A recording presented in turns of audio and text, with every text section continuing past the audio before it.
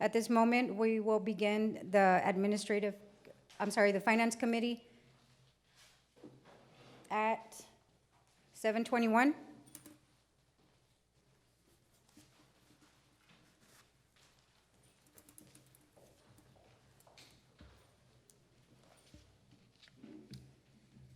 And we'll get started with agenda item 2.1, review and discussion of 2021 to 2022 compensation plan.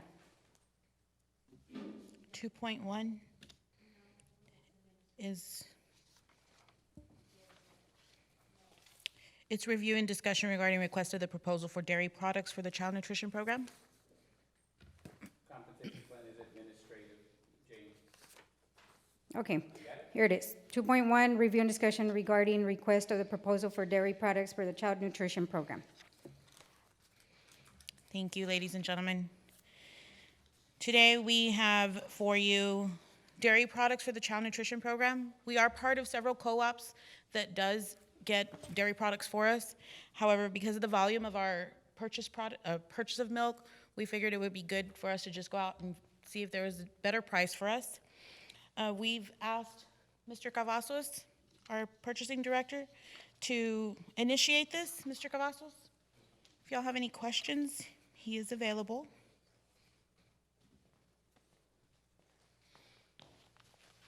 Good evening, Dr. Carmen, Mr. President, members of the board. We went out for bid on milk products. The year before, I think we were under the control of SFE. They were doing all the purchasing of all the products.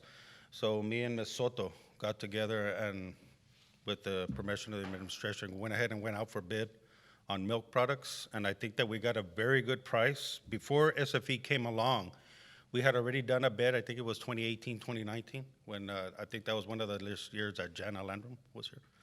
And we got a very good price. So we wanted to recommend, I think it was Borden.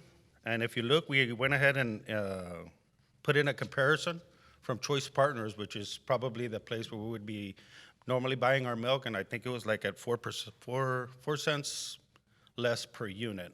So we were gonna be saving, and I think I have Ms. Soto. We're going to be saving like, what, 60? Yeah, $65,000 per year on milk products. So, Mr. Cavazos, so this goes out yearly, I'm assuming, right? Excuse me? It goes out yearly, or Yes. how does this, okay, Well, so, it's for 1 year with the approval of extending for another year.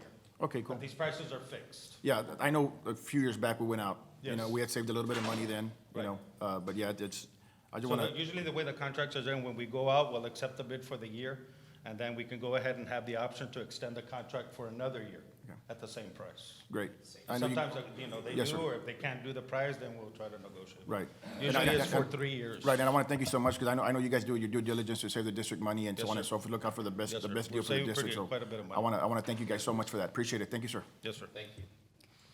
If making this change, how will it affect your department at all, if at all? Would there be any effect of changing it to this company? Well, no, it's the same vendor. It'd be Borden. The reason why we'd get a better price doing our own bid is because Choice Partners is located in Houston, so the prices of the milk over there are higher. And down here in the valley, obviously, it's better to bid out to get a better price. And that's exactly the reason why we decided to do it. In reality, the only thing is the savings, right? That's the only thing that's gonna. Yes, it'd be the Right. same product, same product, same items. It's just to start the same pricing before SFE came in. That's the only change you're gonna have is the savings. Yes, sir. Which is great. It's just that you're getting it from a different distributor? No, From an it's still- Austin office compared to the Houston office? No, Borden, there is a local plant. The distributor is Borden. The co-op is Choice Partners. Okay, and I'm asking because it says here Borden, Austin, Texas. That may be headquarters? Yeah, that may be where the main office is located. Oh, okay, But we do have local distributors that are here in the valley that just serve almost all of the valley. That is correct. and they are where at, locally? I think the closest one, if it's not Harlingen, it may be Westlaco. I may be wrong, but it's locally. And they service Brownsville all the way up. Okay, thank you. Yes, ma'am. Agenda item? Agenda item. 2.2, review and discussion regarding the lease agreement for district-wide copiers. So 4 years ago, we took out the copiers to bid, and the contract is up, so we've asked Mr. Cavazos to go out and negotiate the contract as well. And Mr. Cavazos? Good evening again. We gave you a spreadsheet before you that was attached to the agenda item. That spreadsheet indicates two proposals that we have, one from Xerox and the other one is from Ricoh. They are the two major copiers that we have here in the district. I think there's like 22 machines that we are asking to be renewed. If you look at the first column, the current price that we're paying is $12,417.20 per month. Under the new proposal, if approved by the board, we will be paying $10,924.11 per month. That would equal to a savings of $1,493.09 per month, which per year will be saving $17,917.08 per month. Throughout the lease term, which is 4 years, we'll be saving a total of $71,668.32. Now, these machines, they're exactly the same machines that we have at the campuses now. Xerox really sharpened their pencil and gave us a good discount, a good price. If you look at the black allowances, they're unlimited. They don't charge us on copies. If you look at the black overages, they don't charge us on overages. They give us color allowances and charge us very little on the color allowances. If you look at the Ricoh proposal was almost the same. They were offering us rebates. Rebates is when they substitute a machine that is not a Ricoh product, and they'll give us a rebate for that machine. The rebates are over here on your right-hand side, on the second column to the right. Now, what I did is I went ahead and the rebate amount was gonna be $37,800. What I did is I went ahead and got that rebate amount, divided it by the term of the lease. And if you look at it the way it is, we're still saving money, even with the rebate. So that's how come we're recommending XRX. So, Mr. Cavazos, the term of the lease is for 48 months, so that's 4 years? Yes, sir. And currently, the machines that we have in the district right now are being provided by whom? These machines that are here now are being provided by Xerox, and there's about 3 machines that are Canons that are being provided by another vendor. And so basically, the proposal is is it to continue, or are we going to be replacing those No, existing we're gonna ones? be replacing with new equipment. It's all gonna be all new equipment, yeah, because these machines have already been on campus for 4 years. So all of these, they're gonna be the same model number, same speed and everything, but it's just gonna be brand-new equipment. And at a bigger savings? Yes, sir. From what we Yes, were sir. used Like to. I said before, in 4 years, we're gonna be saving $71,000. Sure, thank you. Yes, sir. And if we're using new machines, are we paying for the machines, or that's part of the ma'am. agreement? That's part of the They agreement. just provide them? Supplies, toner, staples, everything is part of the agreement.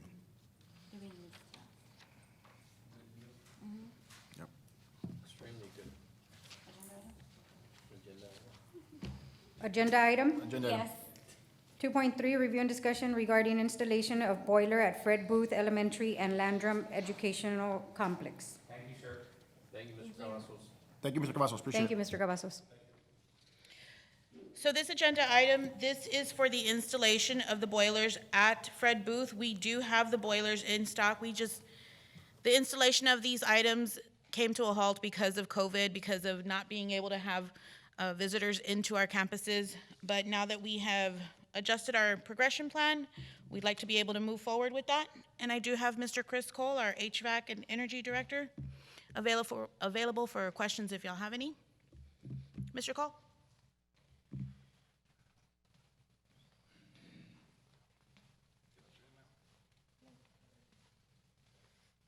Board members, how are y'all doing? Good evening. Any questions? Questions.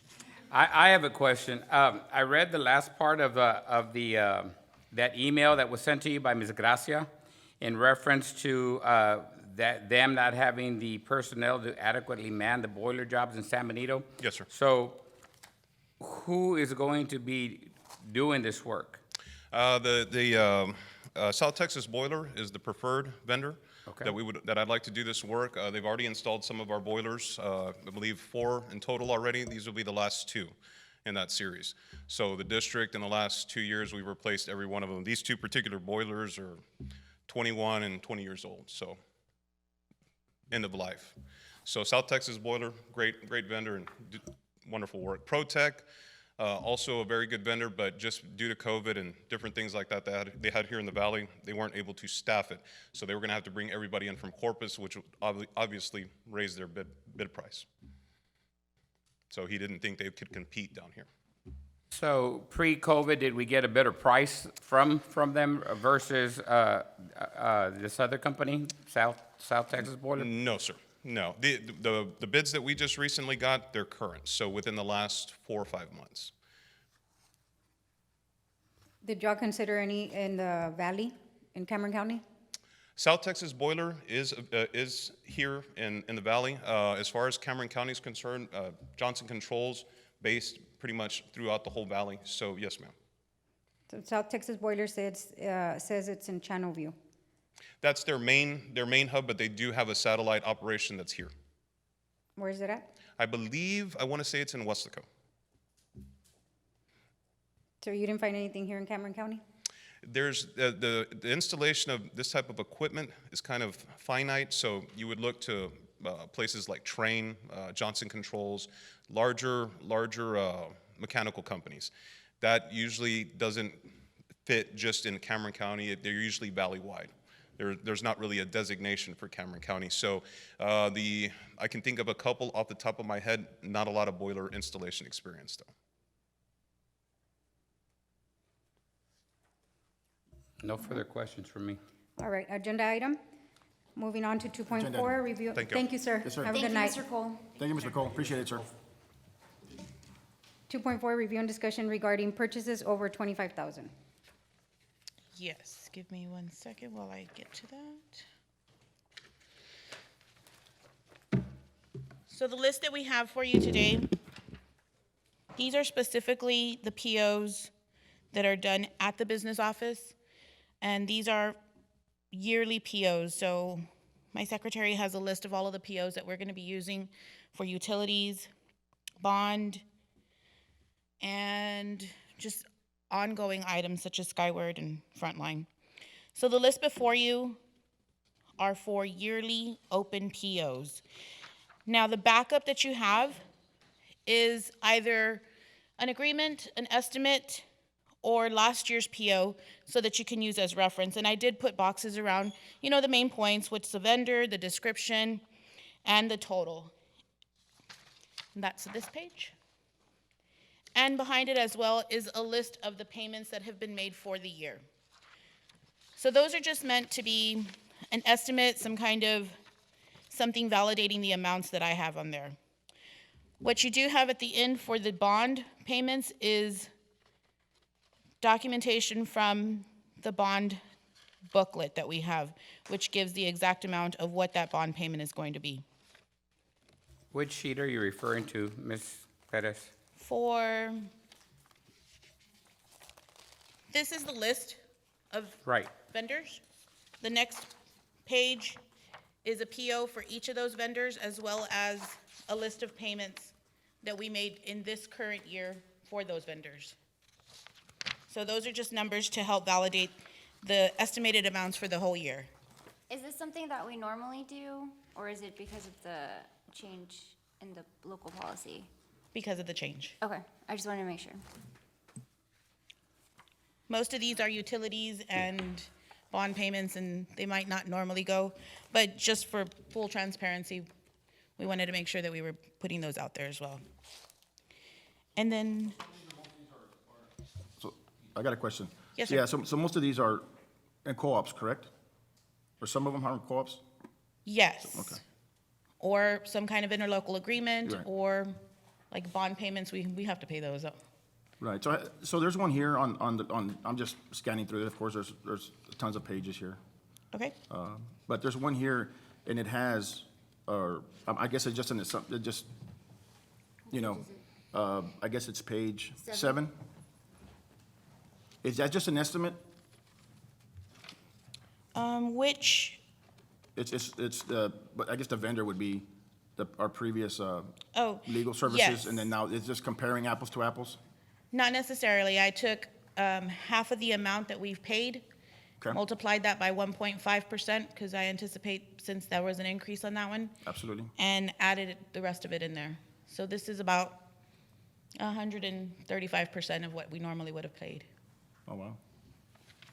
Vicky, why are there the fluctuations in the numbers when I get items like these, and there's probably a logical explanation for it, but I did browse through each vendor, and I'm noticing a lot of scratch off with pin writing on there. What is that due to, those fluctuation in numbers? Is there a specific vendor that you want to? For example, one of the first ones that I 35% more saw for legal services. was BBVA Compass. So, there's a decrease of it's $297,803, and it decreased to $290,000. So there's basically numbers being scratched off, and so what is the significance of that? So these are last year's POs that Okay. we used for the whole year.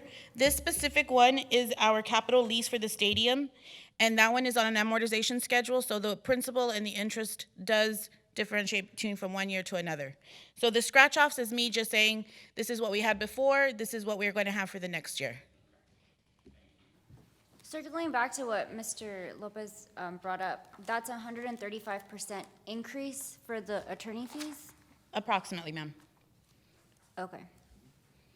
So half of it, I got the original amount, divided it by 2, multiplied that by 1.5, and added in the remaining amount. Because me personally, I'm anticipating that about half of our legal fees will be specialty fees, and that was at the higher rate. Just from the past, correct? Correct.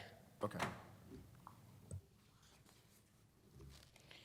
And then at the end, I did include, I don't usually do this, but we do have construction in progress, and I do have a list of POs that are for construction use. These stay open the duration of the project. So these won't go to the board, but because they've already been approved. But just so you know that we do have those POs open as well. Ms. Perez, back to the question on bigger staff, the amount that you allocated here, 175,000, this is still saving money compared to the other 4 law firms that we had hired, because with the other 4 law firms, it was going to be a total close to $200,000. And compared to bigger staff, we have 175,000. Is that correct? The PO amount is an estimate. I can't say for sure how much we would have saved because we still have DIAs that are going to be coming in, and we will have to have another attorney for that. So at this point, I don't have a definite answer for you, but we can definitely evaluate that as we go through the year. Yes, so Right, we but have each, to but hire. each attorney, excuse me, but each other law firm that you all had, let me slow down, it was close to 50,000. It was right below the 50,000 threshold, and it was 4 attorneys that we did dismiss a contract for. Let me clear this up. I'm sorry, because- Ms. Cruz, if I can let Ms. Perez answer that, please, and then you can ask a question. So is that correct, ma'am? Actually, let me take that for administration, please, Mrs. Pettis. Thank you, sir. Bickerstaff, Heath, Delgado, Acosta has been hired on by us. It's not y'all, it's we. And the law firms that we had provided various services for the school district. General counsel has been replaced. However, Bickerstaff will not replace anyone who does DIA investigations for us, as will present a conflict of interest. So we will still have other attorneys that we have to bring into this district to provide those services. The apples-to-apples comparison is the replacement of general counsel from Flores and Torres to Bickerstaff. Those other firms, again, whether we consider hiring on for the administrative help in this month's meeting, and then hiring on DIA investigators in subsequent meetings, they're going to have to be there. The work will still exist. So Bickerstaff did not take the place of all the law firms that work for us in those smaller capacities, just the general counsel role, ma'am. So if I may ask you, Dr. Carmen, you already have Wash and Gallegos as well that are handling some of these cases? We do not have Walsh Gallegos. Walsh Gallegos steps in, excuse me, when employee matters go beyond the grievance process and step into litigation. We utilize TASB insurance, and when that kicks in, they name Walsh Gallegos or another firm out of Brownsville to take those on. We don't employ them, it's brought on through TASB. So for full transparency, Bickerstaff is more expensive than our previous legal fees, our legal services. That is correct. Is that correct, Dr. Herm? The hourly rate is higher, yes. I mean, I don't know how many hours they're gonna work versus Flores, but the hourly rate is higher, yes, sir. Okay, thank you.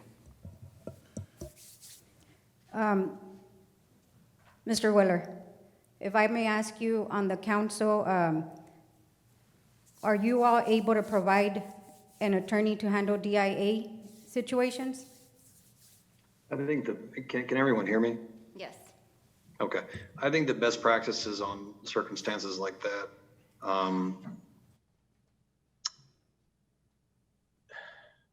may require separate counsel. And before I go farther, I might note that I'm not quite sure this point is on the agenda. I'm a little concerned about delving too far outside of what the agenda item specifically gets into. In terms of the estimates, you know, of course, we're going to have to see what amount of work transpires. And so I think, you know, at this point, an estimate is just that.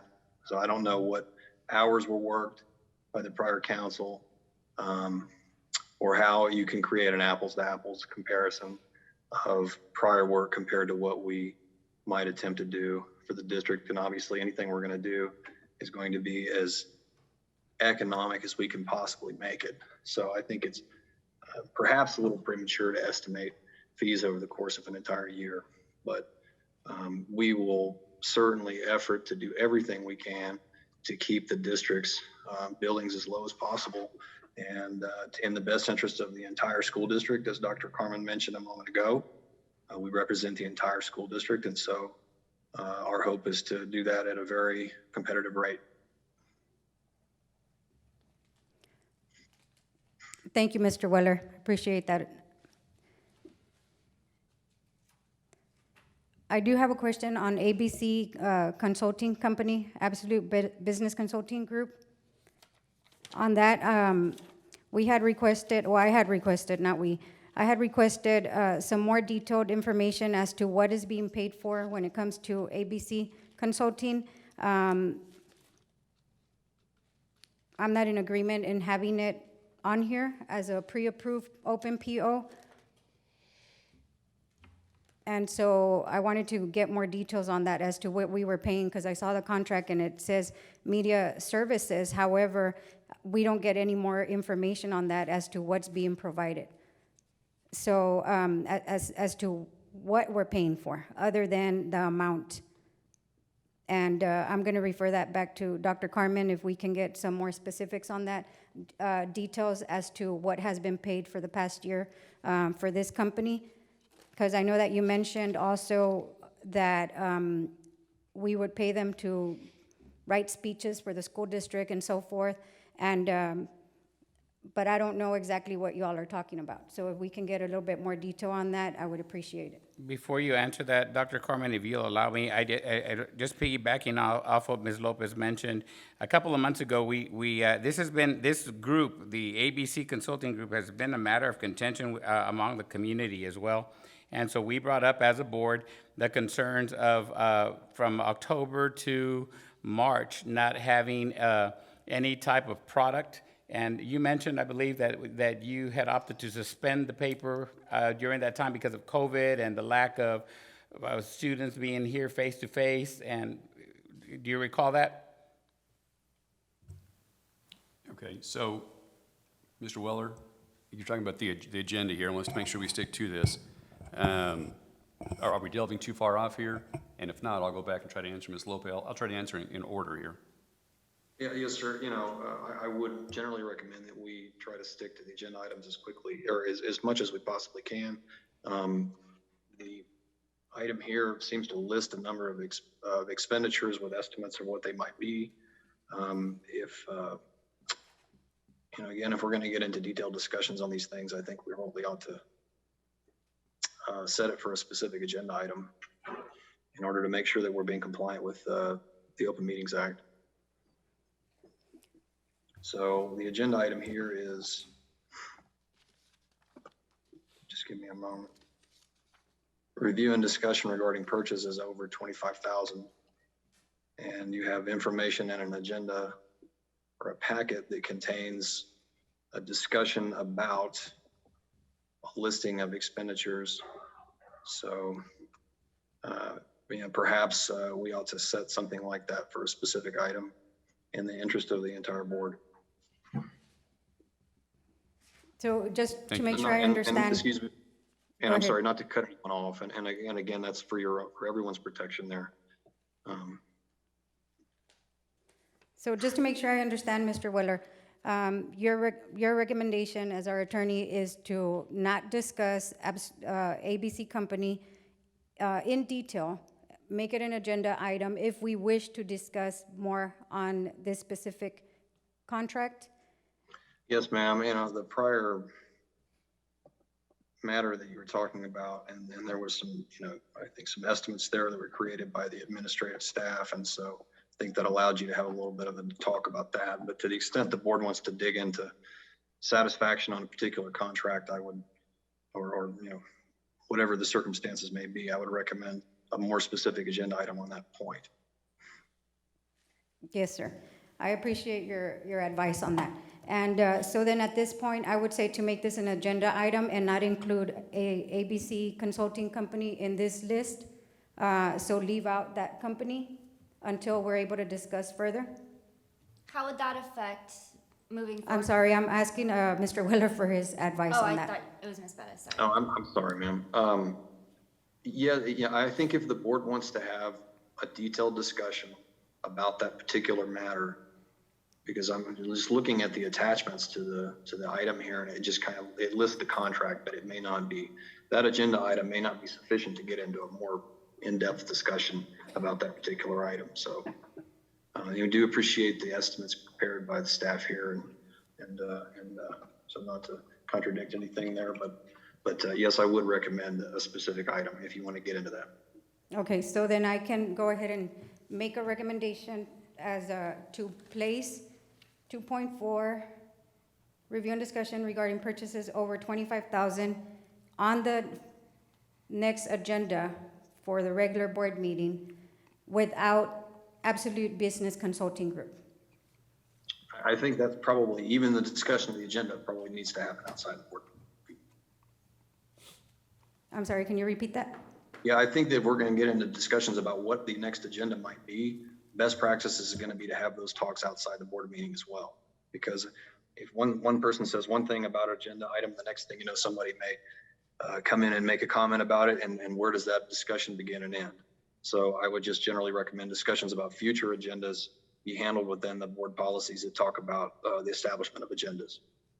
So I have a question in reference to these, we have all these different vendors, basically, in the amount of over $25,000.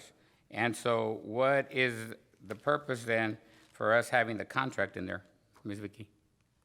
To validate the estimations that I have on the front page. Thank you. Yes, sir. Thank you, Mr. Weller, for that clarification. So what I had recommended, Mr. Weller, what I had recommended, since it's very obvious, it's political, so as you well know, so they've been talking about this for several months now. So what I recommended for them, because this came up in a previous board meeting prior to your arrival here, and I had recommended, these board members here to put in a committee meeting so they can ask questions, about the contract and what kind of services they provide, instead of just once again, just bringing it out here and want to, expose them for political reasons. So once again, I advise. Mr. Lopez, that that's an once- assumption, once- so once- the discussion once- right it's now very- is I'm whether talking- to I'm put this. talking, excuse me. This I'm is- not done yet. The. Okay, so I recommend we take it to the committee meetings. You can ask all the questions you want there and have those people here so they can dive in and they can answer any question you want. That's my recommendation. So we can follow the Open Meetings Act. So again, ma'am. we're trying to decide if this is going to be placed on the agenda. So, Mr. Weller? Mr. Yes, sir. Weller, how do we do this if we don't want Absolute Business Consulting on the list? I think that that particular type of discussion would relate to, approval of a contract or disapproval of a contract, or, whatever the discussion is going to be in relationship to that vendor or any vendor. And I don't know that this agenda item is specific enough to get into that. So whether that be handled in a committee meeting, whether that's the proper vehicle, as Mr. Lopez suggested, or whether it be handled at a regular board meeting, my advice to the board is to have those discussions outside of this meeting. Okay, Mr. Weller, so I just, I don't agree, Through but the board it's- procedures again. Excuse me, go ahead. It's, I'm sorry, I don't agree with this being a political thing, but it doesn't matter, that's beside the point. My question in relevance to the agenda item is, basically, the contract is it's a binding contract that we have with ABC Consulting. Does everybody agree with that? It's a binding contract, correct, Ms. Vicky? Yes. Right, all right, so it is what it is. Whether we agree with it or not, that's not to be debated right now. Basically, this contract, if I'm understanding correctly, again, it's over the $25,000 threshold, but it is a binding contract, so therefore, the reason that it's in here is just in this list of vendors is basically just because of the fact that it's above the $25,000 threshold. And at this time, we're not talking, and this board meeting, an open meeting, is not about whether we approve or disapprove of the contract. It's basically, it is what it is, it's over the threshold. Am I correct? Mr. Willer? Yes, sir. I thought you were speaking to Ms. Bettis. Excuse me. It lists expenditures over $25,000 and they're, so, that's what the agenda item says, expenditures over 25,000. So the specific purpose of the agenda item, I'm not positive, but, I think what you mentioned there is correct. It's a listing of expenditures over $25,000.